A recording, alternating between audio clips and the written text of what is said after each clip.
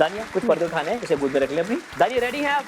हूँ तो नहीं, लेकिन अब आपने ऑन द स्पॉट रख दिया तो ठीक है। ओके जी, क्या दानिया ने एक्टर बनने की ठान ली जब ट्यूशंस पढ़ाकर तंग आ गई थी? स्कूल पढ़ाया है, हाँ। फिर स्कूल सिस्टम से जब मैंने कहा ये क्या कर रहे हैं बच्चों के साथ, क्या खिलवाड़ हो रहा है, तो मैं कहा ये नहीं कर सकते, खिलवाड़ ही करना है तो फिर जाके फिर ड्रामा ही करूँ इंडस्ट्री में। तो वहां पे आप फिर आके लोगों के दिलों का खिलवाड़ किया आपने। खिलवाड़ी। ओके जी, क्या दानिया की अम्मी कहती थी, हटाइए, तुम माधुरी जैसा टैलेंट रखती हो? यार अम्मियां बच्चों को दिल रखने के लिए क्या क्या कहती है? माँ तो फिर माँ है ना। माँ तो फिर माँ यार, माँ तो बच्चों को ना, बच्चों को नहीं, उन्होंने ये नहीं कहा था। कैसा भी बच्चा हो, हीरा परिवार नहीं, कैसे बच्चे हाय मैं बुड्ढा कितना शहजादा लग रहा है, हाँ। वो ऐसा नवीद जैसा होता है। और हमने ऐसे ऐसे शहजादे थे। मैंने कर दिया मैंने। I am offended. नहीं, हम शहजादों की बात कर रहे थे। आप शहजादी के ऊपर नहीं गए, शहजादी को तो आप माधुरी कह दिया गया था ना। जिसे क्या क्या कहानी है इसके पीछे? अम्मी क्यों ऐसा लगा था कि आप माधुरी जैसा टैलेंट रखती है? आपने ऐसा अम्मी के सामने क्या किया था? चने के खेत में करके दिखाया था? सभी और लड़कियों ने शादी में जरूर किया है अपनी लाइफ में एक ना एक दफा, ये वाला 1 2 3 चने के खेत में हम सबने किया है। सबने किया है। बेसिकली एक्टिंग इज समथिंग जो मेरी अम्मी ही चाहती थी। पहले वो चाहती थी मैं सिंगर बन जाऊं। ओके। तो मैं छोटी सी थी, वो मुझे जब रियाज कराती थी, एक टाइम पे बहुत मुश्किल काम है रियाज करना, और छोटा सा बच्चा, ठीक। तो मैंने अम्मी को बोला मम्मा ये हमसे ना हो पाएगा। छोटी सी थी, समझ रहे हैं? तो ये कुछ ज्यादा छोटी नहीं हो गई? इतना कोई भी नहीं होता। याद है आपका? तो उस वक्त जब मम्मा से एक आध दफा कॉल आई तो अम्मी ने कहा नहीं अभी तो तुम बहुत छोटी हो, ठीक है। बहुत छोटी हो, 80s की बात, अभी नहीं जाना। जब बैक टू द फ्यूचर आई थी। मैंने कहा ये क्या बात हुई, क्यों नहीं जाना?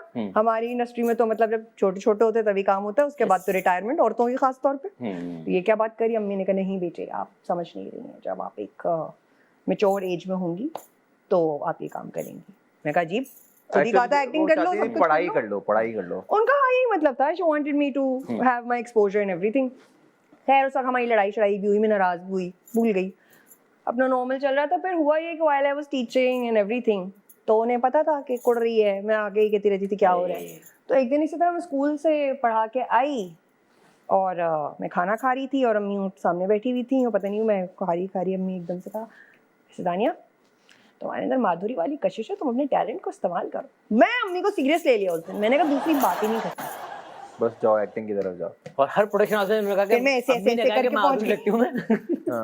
मेरा ऑडिशन ले लिया। हाँ तो ये देखिए ना मैं ये क्या करती हूँ हर जगह जाके। ओके भाई अगला कर लेते, छोड़ दो भाई। माधुरी हम शर्मिंदा हैं। ओके। अच्छा ओके जी, क्या दानिया को एक अदाकार ने हिट होने के लिए स्कैंडल बनवाने का आइडिया दिया? ये कौन था?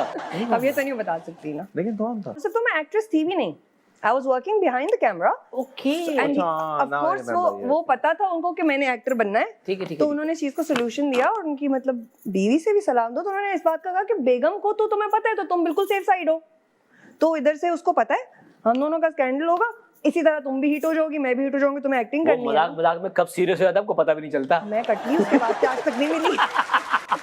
कहीं दिखते इधर उधर हो जाती हूँ मैं। तो देखते फौरन अभी भी करके पूछ लेता होगा ना, ओके जी। बॉस बॉस कुछ सोचा इस बारे में? क्या मूड है boss?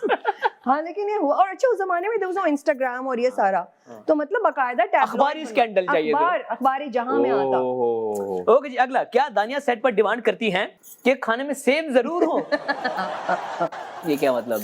Baby an apple a day keeps the doctor away वाला सीन है या कुछ और है? बेबी को सेब पसंद है। नहीं यार, बेबी को सेब पसंद है। देखिए अभी आप लोगों के यहाँ पे हुआ था, हमारा 2-3 बजे का टाइम था, हमने शो करना था, थोड़ा आगे पीछे हो गया, उसमें खाना हमारा आगे पीछे हो गया, मैंने लेकिन रोक के पहले दाल चावल खाया। एनर्जी में बिल्कुल डाउन हो जाती है, तो मैं कहती हूँ सेट पे खाना जब भी आए सेब होने चाहिए। सेब रखा करो, क्योंकि भैया भूख चढ़ जाती है। बस ना, बस हो गया आपका। Thank you so much. अच्छे से हो गया, थैंक यू, बहुत डरी हुई। अरे हो गया।